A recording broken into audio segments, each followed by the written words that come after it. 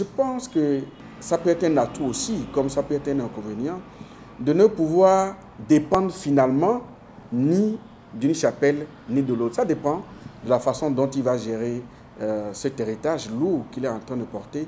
Ce qui est sûr, si on doit faire le parallèle avec le Bénin, c'est qu'on va se dire que pendant que nous nous enfermons dans l'âge, nous ne mettons pas en évidence la compétence.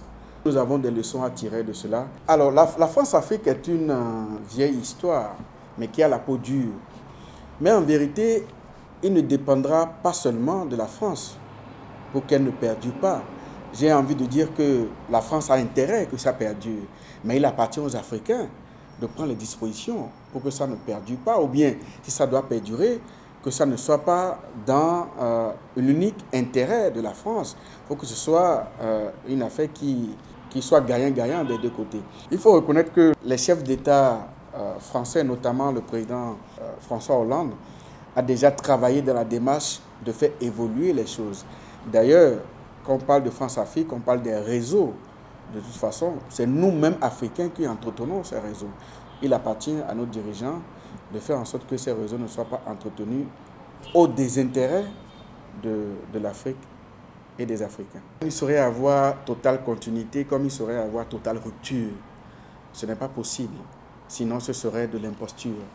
Ce qui est sûr, c'est qu'il sera obligé de faire un certain inventaire de ce qui est bon et de ce qui est mauvais dans ce qui s'est fait jusque-là.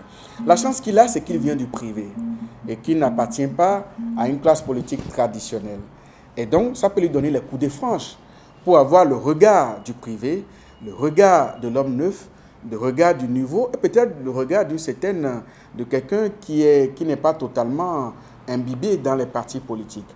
Je pense que c'est une chance pour la France d'avoir quelqu'un comme celui-là qui donne un autre regard de la France, un autre visage de la France, un visage frais, jeune et qui donne espoir à la jeunesse française et du monde.